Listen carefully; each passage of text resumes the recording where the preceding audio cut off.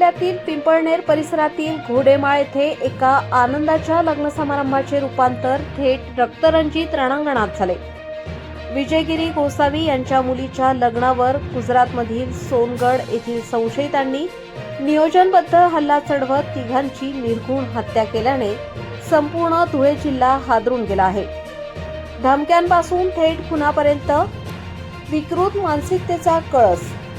या लग्नाला सुरुवात होण्याआधीच दिनांक 18, 19 आणि 20 फेब्रुवारी रोजी सोनगड येथील काही संशयितांनी सोशल मीडियावर व्हॉट्सअप स्टेटस ठेवून उघड धमक्या दिल्या होत्या। तुम्ही लग्न कसे करता ते आम्ही पाहतोच, अशा उर्मट आणि उघड इशाऱ्यांनी वातावरण आधीच तापले होते। लग्न समारंभात धारधार शस्त्राने हल्ला, पाहुण्यांवर थेट मृत्यूचा मारा।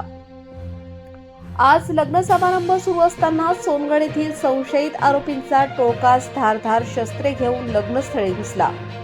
त्यांनी थेट लग्नात विघ्न घालत पाहुण्यांशी वाद घातला आणि क्षणार्धात तीक्ष्ण हत्यारांनी अंधाधुंद हल्ला चढवला।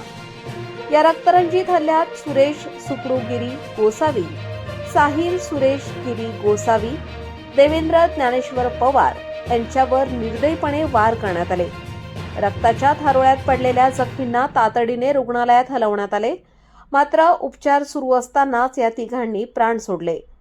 पंकज अशोक गिर गोसावी, सागर मोसगीर गोसावी हे गंभीर जखमी झाले असून यांना पुढील उपचारासाठी धुळे जिल्हा शासकीय रुग्णालयात हलवण्यात आले आहे।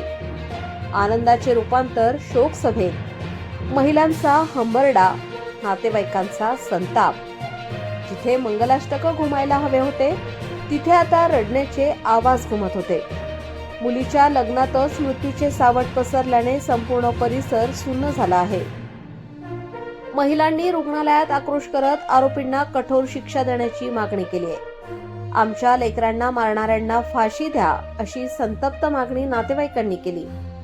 घटनेची माहिती मिळताच पिंपळनेर पोलिसांसह धुळे जिल्हा पोलीस उपअधीक्षक संजय बाबळे आणि पोलिसांचा मोठा फौजफाटा घटनास्थळी दाखल झाला। तसेच साक्री मतदारसंघाच्या आमदार मंजुळा गावित यांनी रुग्णालयात धाव घेत नातेवाईकांचे सांत्वन केले। संपूर्ण जिल्ह्यात संताप, प्रशासनावर गंभीर प्रश्नचिन्ह। उघड धमक्या दिल्यानंतरही सुरक्षा का देण्यात आली नाही? आरोपी इतक्या सहज शस्त्रांसह लग्नात कसे घुसले?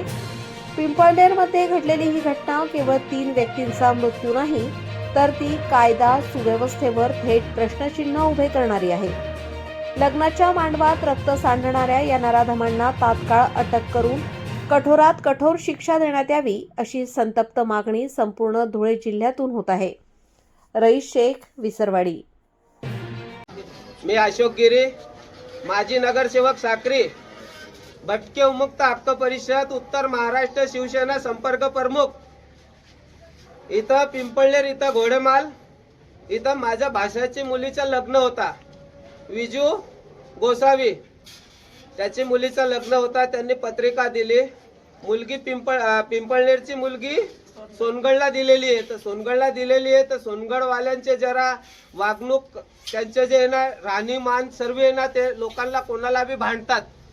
तर त्यांनी स्टेटस टाकला की पिंपळनेर लग्नामध्ये 18 तारीख, 19 तारीख आणि 20 तारीख ह्या तारखेला आम्ही तुम्हाला काय आहे आमचा दाखवू आणि तुमचा काय अस्तित्व आहे ते संपू। तर मी रात्री मुंबईला होतो। मुंबईहून येताना 11 वाजता पिंपळनेर इथं माझ्या भाषाकडे गेलो। म्हटलं भाऊ, हे लोक असे स्टेटस टाकताय, तर स्टेटस टाकताय म्हटलं तर तुझ्या घरात लग्न आहे म्हटलं तर लग्नात भांडण व्हायला नको म्हटलं तर तू तिथला नवरदेव आहे त्यांना सांगून काही समजून दे ग, जेणेकरून भांडणं होणार नाही। पण तरी माझ्या मनात धाक होता। माझ्या मनात धाक असताना म्हणे मामा म्हणे तसं काय होणार नाही, तुम्ही या बिंदास म्हणे, आज साखरपुडा आहे म्हणे, रात्री हळदी आणि उद्याचं लग्न आहे म्हणे, तुम्ही यात म्हटलं बघा। तरी मी जयू अण्णाला सोबत घेतला। जयू अण्णाला साक्रीहून निघताना, साखरपुड्याला निघताना जयू अण्णाला सोबत घेतला आणि साक्री पिंपळनेर पोलीस स्टेशनला गेलो की जेणेकरून माझ्या मनात धाक होता की भांडणं होतील।